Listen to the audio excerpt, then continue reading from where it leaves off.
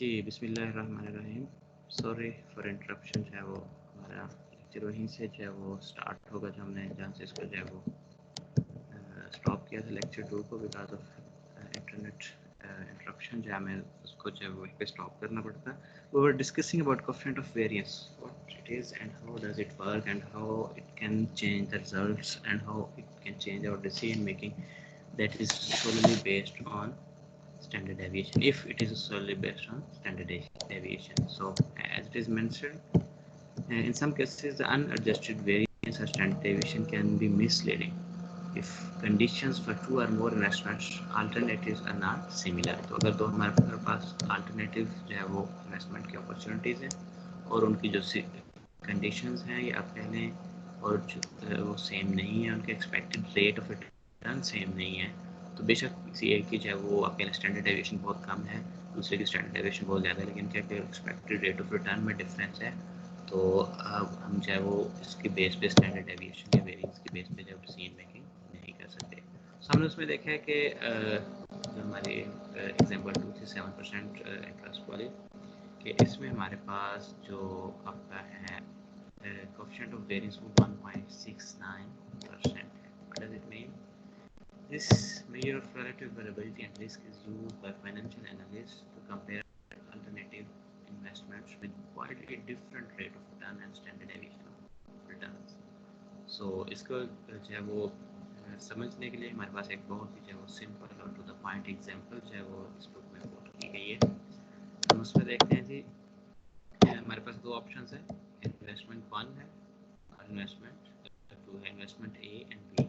सो इसमें इन्वेस्टमेंट ए जो है इसमें हमारा एक्सपेक्टेड रिटर्न जो है वो 0.07 है, you can say expected return हमारा जो है 7% है, और इसमें हमारी स्टैंडर्ड डेविएशन भी जो है वो 0.05 है, means our standard deviation is quite low 5%।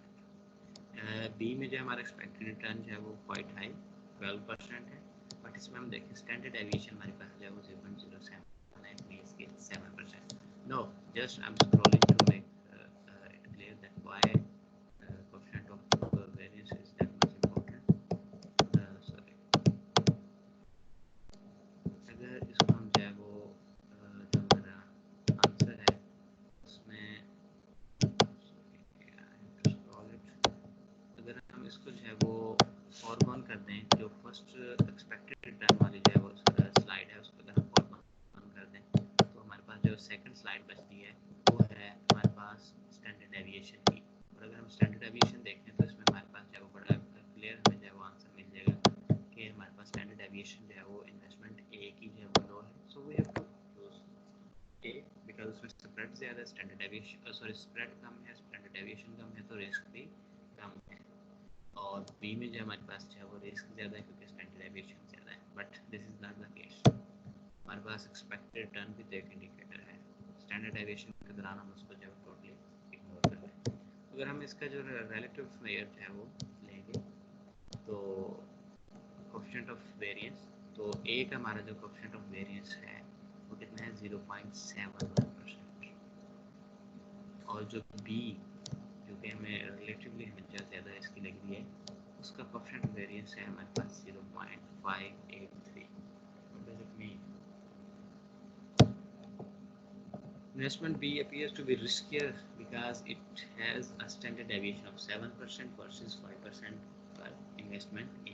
In contrast, coefficient of variance figures show that investment B has less relative variability.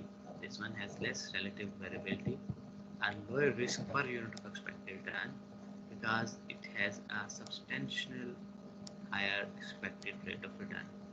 कि अगर इसमें हमारा जो है वो बी जो है इसमें हमारी जो स्टैंडर्ड डेविएशन बेशक हाई है, लेकिन एक पॉइंट स्टैंडर्ड डेविएशन बढ़ने से हमारा जो है वो आप कह लें कि एक एक्सपेक्टेड रिटर्न है वो ज़्यादा स्पीड से बढ़ रहा है। लेकिन अगर हम ए की बात करें, इसमें अगर एक पॉइंट हमारी जो स्टैंडर्ड डेविएशन बढ़ती है, हमारा जो एक्सपेक्टेड रिटर्न है वो कम बढ़ता है। ठीक है, इट मीन्स कि हमें जब रिस्क रिटर्न ट्रेड ऑफ को देखना है तो हमें जो है वो दिस वन इस जो है वो बी इन्वेस्टमेंट को चूज़ करना है डिसीजन मेकिंग में, क्योंकि इसमें अगर हमारा रिस्क एक पॉइंट बढ़ रहा है तो सिंपली हमारा जो रिटर्न है वो 2 पॉइंट्स लेट से बढ़ रहा है। लेकिन स्टैंडर्ड जो है ए अगर इसमें हमारा रिस्क 1 पॉइंट पड़ रहा है तो हमारा रिटर्न जो है उसमें आप कह लें कि 1 या 1.25 पॉइंट पड़ रहा है। तो मेन रिस्क आप कह लें कि मॉडरेट रिस्क टेकर भी अगर आप हैं तो you must choose the option that is providing more return against your risk. So coming back to our slides.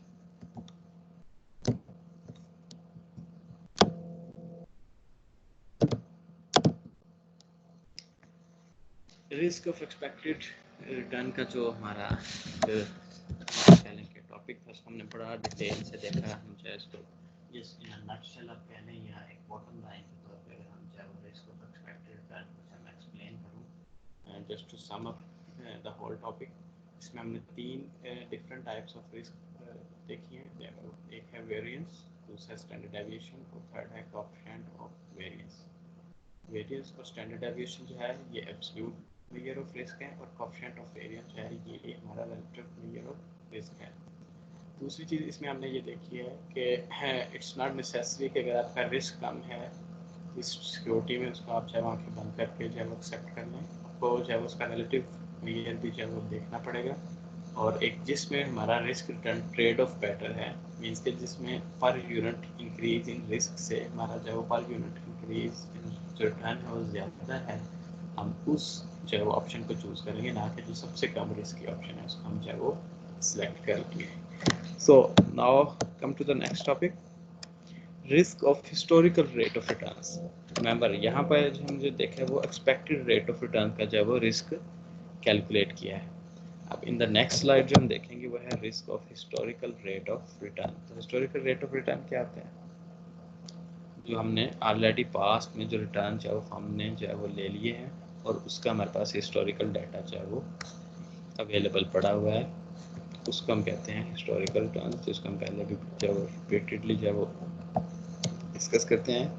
Given a series of historical returns, तो इसके लिए मैं इस सीरीज ऑफ हिस्टोरिकल रिटर्न्स के आपको एग्जांपल वही दूंगा जो हमने अभी मैंने आपको जो है वो जिसमें आपको स्टैंडर्ड डेविएशन समझाने के लिए मैंने बताया था, उसमें 10 इयर्स का डाटा था और उसमें जो है हमारे पास जो है वो कंपनी XYZ थी और कंपनी ABC थी। दोनों के हमारे पास जो है वो एक लिस्ट ऑफ या कह लें कि सीरीज ऑफ रिटर्न हमारे पास जो है वो अवेलेबल थी।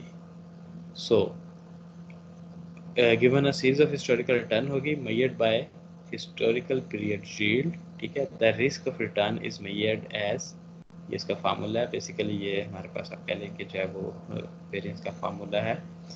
इस variance or standard deviation is equal to HPY historical sorry holding period yield during a period के एक पीरियड में जो आपकी एवरेज जो है वो आप कह लें कि होल्डिंग पीरियड जो यील्ड है वो कितनी रही है, minus expected value of the holding expected value of the holding period yield equal to the arithmetic mean of the series.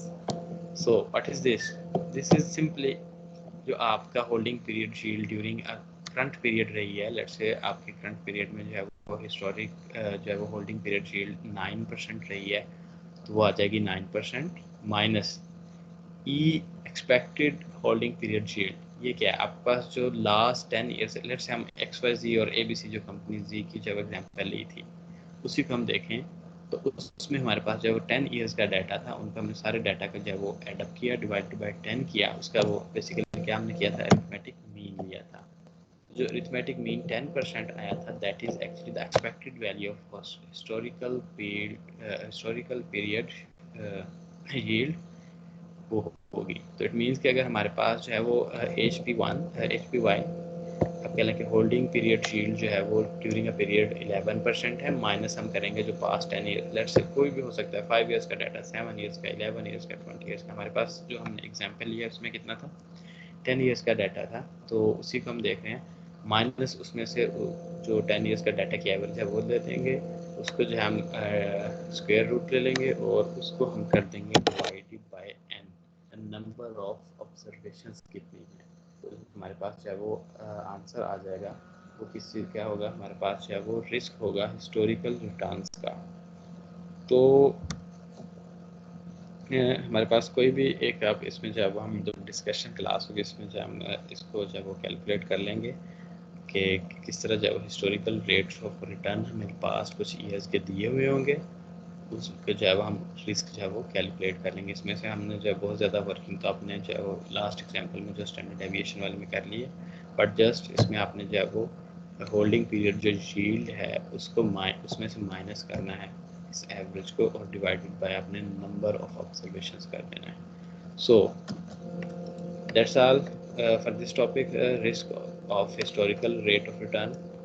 और इसके बाद हमारे पास जो नेक्स्ट टॉपिक है वो है डिटर्मिनेंट्स ऑफ रिक्वायर्ड रिटर्न। तो हमने जो है वो देखा था रिक्वायर्ड रेट ऑफ रिटर्न क्या होता है। एक मिनिमम रेट ऑफ रिटर्न होता है जो कि कोई भी फर्म जो है वो मेंशन कर लेती है कि अगर मुझे इस बिज़नेस में इतना रिटर्न मिलेगा तो मैंने मिनिमम इतना रिटर्न मिलेगा, मैंने इसमें इन्वेस्ट करना है, अदरवाइज मैं किसी और बिजनेस में इन्वेस्ट करूँगा। इसके हमने जो है वो in the start of this chapter में भी हम required of rate of return के डिफरेंट जो है वो डिटर्मिनेंट्स भी हम जो है वो उसके फैक्टर्स भी देख के आए हैं, और हमने इसको शायद डिस्कस भी किया हुआ है। Simply required rate of return हम कह सकते हैं कि अपॉर्चुनिटी कॉस्ट है, कि आपको किसी एक बिजनेस में लेट्स से 9 पॉइंट्स है वो रिस्क लेने पे 11% रिटर्न ऑलरेडी मिल रहा है।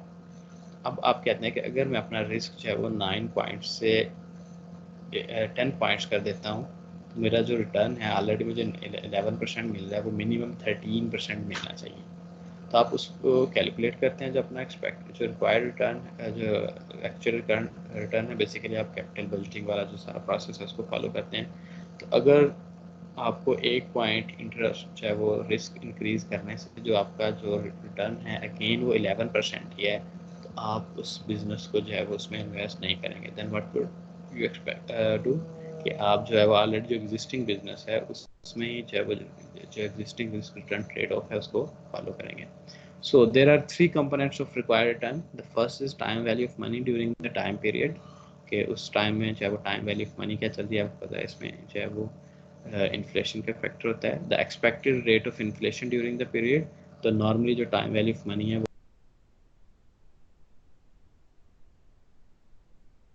वेरी करती है।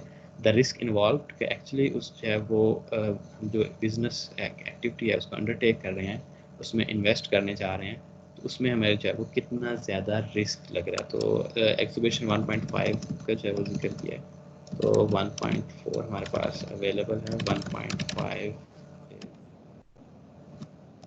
हम उसको चाहे वो book again moving towards our book, उसमें हम चाहे वो देखते हैं।